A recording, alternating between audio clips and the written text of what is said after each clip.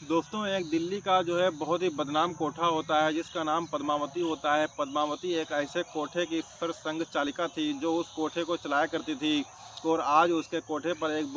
जो है बहुत ही खूबसूरत, निहायत ही खूबसूरत 22 साल की एक लड़की आती है जिसका नाम स्नेहा होता है। और उसको जो है कुछ लुटेरे लोग गिरफ्तार करके उसको बेच जाते हैं। दोस्तों, उसके बाद जो है एक वहाँ पर उसके जो है कोठे पर एक कस्टमर आया करता था, जो अक्सर उसके कोठे पर कस्टमर आता था और आने के बाद वो काफ़ी अच्छे पैसे जो है लुटा करके जाया करता था। और उस दिन जब वो आता है तो उसका फूलों से स्वागत किया जाता है। और स्वागत करने के बाद वो एक अच्छी खूबसूरत लड़की की डिमांड करता है और उसके बाद उसके सामने वही स्नेहा नाम की जो 22 साल की खूबसूरत लड़की होती है उसको पेश किया जाता है। और जब उसको पेश किया जाता है तो कहीं न कहीं वो उसको देखने के बाद कहीं न कहीं वो भी सोच में पड़ जाता है और उसके बाद वो उसकी जो कीमत होती है वो चुकाने के लिए तैयार हो जाता है। और उसके बाद वो जो है उसको जो है एक कमरे के अंदर ले जाता है और कमरे के अंदर ले जाने के बाद वो अंदर से दरवाजे को बंद कर लेता है। दोस्तों, कहीं न कहीं अब वो भी सोच में पड़ जाती है कि अब हमारे साथ क्या होने वाला है। दोस्तों, उसके बाद जो है उसके साथ में क्या होता है और क्या नहीं होता है। दोस्तों, इस पूरी कहानी को देखने के लिए आप हमारे साथ इस वीडियो के अंत तक बने रहिए। दोस्तों, आदाब नमस्कार, मैं शादाब खान। अगर आप हमारे चैनल पर नए हैं तो प्लीज़ हमारे चैनल को सब्सक्राइब ज़रूर कर लीजिएगा और कहानी को लाइक कीजिएगा। दोस्तों, दरअसल ये आज की जो कहानी है, कहानी उत्तर प्रदेश के लखनऊ शहर की है। और लखनऊ शहर में कमलावती नाम की एक वेश्यावृत्ति औरत रहा करती थी, जो अक्सर वेश्यावृत्ति का धंधा किया करती थी, क्योंकि उसके जो आदमी थे, जो उसके हस्बैंड थे, वो इस दुनिया को छोड़ करके जा चुके थे और उसके पास कमाई धमाई का कोई जरिया नहीं था, खाने खर्चे का कोई जरिया नहीं था। और उसके पास एक 22 साल की खूबसूरत लड़की थी जिसकी इंटर की जो है वो पढ़ाई करती थी और घर का खर्चा भी था, इसलिए वो एक वेश्यावृत्ति के धंधे में उतर जाती है। और उतरने के बाद दोस्तों वो उसी से जो भी पैसा मिलता था वो उस पैसे से अपने घर का खर्चा चलाया करती थी और साथ में जो है अपनी बेटी की पढ़ाई लिखाई भी किया करती थी और उसके भविष्य के लिए भी कुछ ना कुछ इंतजाम किया करती थी। दोस्तों, इस तरीके से जो है काफ़ी वक्त बीत जाता है और वो अलग अलग मर्दों के साथ जो है रात बिताया करती थी। जो भी पैसा उससे मिलता है वो अपनी बेटी की भविष्य के लिए भी बचा करके कुछ ना कुछ शादी के लिए रखती थी। लेकिन दोस्तों, कुछ वक्त गुजरने के बाद एक दिन ऐसा होता है कि उसकी जो स्नेहा नाम की जो लड़की होती है 22 साल की, उसकी माँ जो होती है कमलावती, दोस्तों उसकी एक दिन अचानक तबीयत ख़राब हो जाती है। तबीयत ख़राब होने के बाद कहीं न कहीं जो स्नेहा होती है वो उसको एक हॉस्पिटल में एडमिट कराती है। और एडमिट कराने के बाद उनकी जब डॉक्टर साहब जब उनकी पूरी जाँचें करते हैं तो जाँच में दरअसल ये खुलासा होता है कि जो कमलावती हैं दरअसल उनको कैंसर है। उसके बाद कहीं न कहीं वो डॉक्टर साहब जो स्नेहा होती है उसको बताते हैं कि दरअसल आपकी माँ के जो है कैंसर हो गया है और आप इनको घर लेकर के जाइए, जो भी जो है खाना-पीना है इनको खिलाइए-पिलाइए और इनकी खूब सेवा कीजिए। दोस्तों, उसके बाद कहीं न कहीं स्नेहा इस बात से डर जाती है क्योंकि उसकी माँ के सिवा उसका इस दुनिया में कोई भी नहीं था। और उसके बाद वो उसको अपने जो है घर पर ले आती है। उसके बाद उसको जो है एक दूसरे हॉस्पिटल में एडमिट कराती है स्नेहा। और वहाँ पर एडमिट कराने के बाद काफ़ी दिन तक वहाँ पर इलाज चलता है और वहाँ पर कुछ उनकी तबीयत धीरे-धीरे ठीक भी होने लगती है। लेकिन तभी उसकी माँ ने जो भी पैसा उसकी शादी के लिए इकट्ठा करके रखा हुआ था, वो धीरे-धीरे वो पैसा भी बिल्कुल लास्ट कगार पर पहुँच चुका था, यानी कि खर्च हो चुका था। एक दिन उसकी माँ जो है अपनी बेड पर लेटी हुई इस बात को अपनी बेटी स्नेहा से कह रही थी कि दरअसल तुम्हारी शादी के लिए जो भी पैसा हमने बचा के रखा था तुम्हारे भविष्य के लिए, वो भी पैसा तुमने हमारी दवाई पर जो है खर्च कर दिया है। अब आगे जो है क्या होगा? दोस्तों, उसके बाद एक दिन ऐसा आता है कि पूरा का पूरा पैसा उसका खर्च हो जाता है और उसके बाद वो लोग बहुत ज़्यादा परेशानी में आ जाते हैं। और परेशानी में आने के बाद अब कहीं न कहीं वो स्नेहा भी इस बात को जो है अच्छी तरीके से समझती थी कि हमारी माँ ने आखिरकार हमारे लिए कितना सब कुछ किया है, तो शायद हमको भी इनके साथ जो है कुछ ना कुछ करना चाहिए। दोस्तों, उसके बाद वो भी जो है अपने मन में ये चीज़ सोच लेती है कि दरअसल हमको भी इस धंधे में उतरना है, वो भी सिर्फ़ अपनी माँ के लिए, अपनी माँ के खातिर। दोस्तों, उसके बाद जो है वो 24 जून 2024 की रात को जो है उस हॉस्पिटल से एक रात के लिए बाहर निकलती है और सोचती है कि कोई एक ऐसा कस्टमर हमको मिल जाए जो अच्छे से अच्छे पैसा हमको दे सके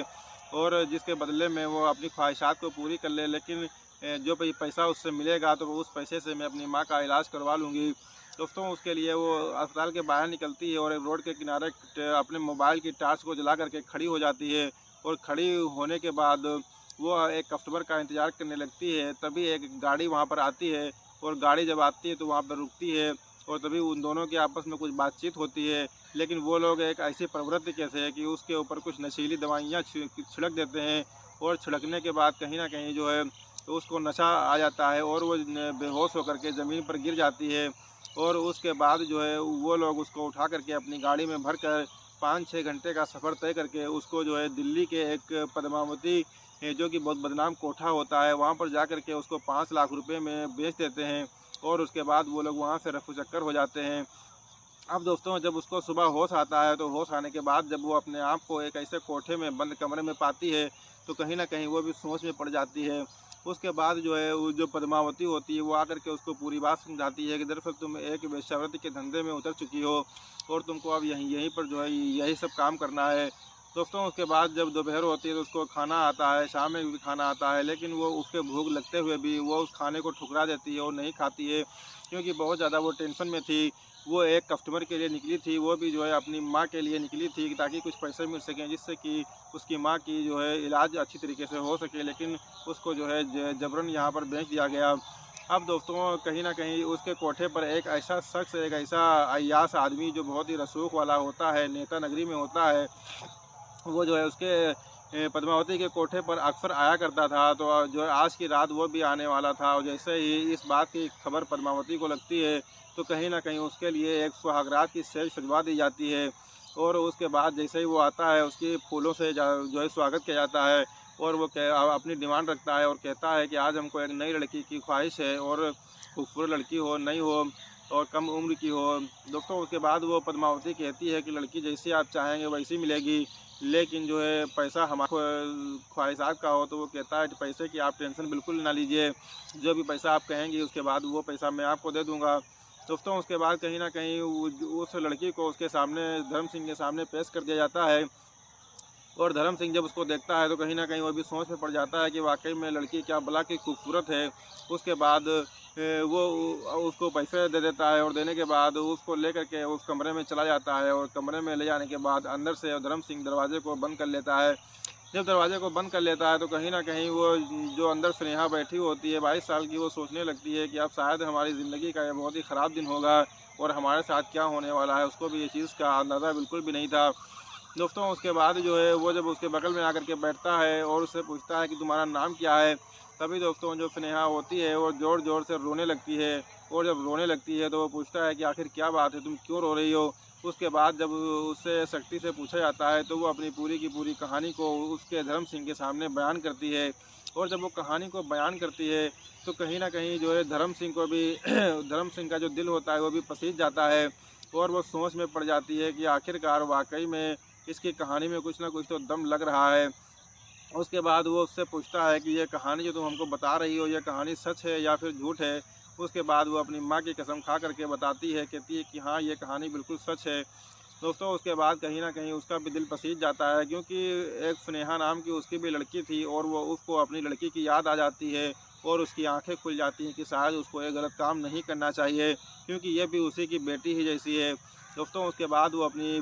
जेब से फ़ोन निकालता है और फ़ोन निकालने के बाद कहीं न कहीं दिल्ली पुलिस को फ़ोन कर देता है, क्योंकि वो इतना बड़ा रसूख वाला आदमी था, नेता नगरी में था, तो उसको ज़्यादातर पुलिस वाले जानते थे। और उसको फ़ोन करने के बाद कहीं न कहीं दिल्ली की पुलिस आ जाती है और उस पद्मावती के जो है उस स्पा सेंटर पर कहीं न कहीं जो है रेड मार देती है और रेड मारने के बाद वहाँ से तकरीबन 22 लड़कियों को, स्नेहा को मिला कर के गिरफ़्तार किया जाता है और जो है पकड़ा जाता है और उनके साथ में जो पद्मावती होती है उसको कहीं न कहीं गिरफ़्तार करके जेल में डाल दिया जाता है और उन लड़कियों को वहाँ से छुड़ा दिया जाता है।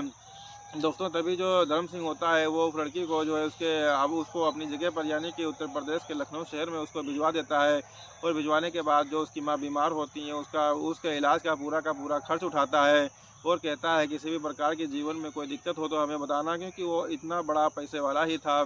दोस्तों उसके बाद जो है आज की डेट में जो है स्नेहा की जो मम्मा होती हैं वो आज की डेट में जो है ठीक हो चुकी हैं और पूरी तरीके से स्वस्थ हैं और उनके इलाज का पूरा ज़िम्मा भी धर्म सिंह ने ही लिया था और आज उन दोनों की जो है सेहत सही है और वो लोग अपने-अपने जो है घर में आराम से हँसी-खुशी से रह रही हैं। दोस्तों इसका जो है पूरा का पूरा श्रेय जो है वो उसी धर्म सिंह, यानी कि वो उसी अय्याश आदमी को जाता है जो अक्सर वेश्यावृत्ति के में जो है जाया करता था, उस कोठे पर जाया करता था। लेकिन दोस्तों उसने एक ऐसा नेक काम किया था जो शायद हमेशा जो है ज़िंदगी भर याद रखा जाएगा, क्योंकि वो एक इतना अय्याश किस्म का इंसान था, उसके बावजूद भी उसने एक ऐसा नेक दिल जो है काम किया था, जो वाक़ई में तारीफ़ करने के लायक है। दोस्तों उसके बाद जैसे इस खबर की चर्चा जो है सोशल मीडिया पर होने लगती है और वीडियोज़ वायरल होने लगते हैं, और उस अय्याश जो किस्म का आदमी होता है धर्म सिंह, कहीं न कहीं उसकी लोगों की ज़ुबान पर उसकी तारीफ़ होती है कि आखिरकार एक ऐसे इंसान ने एक जो है इतनी अच्छी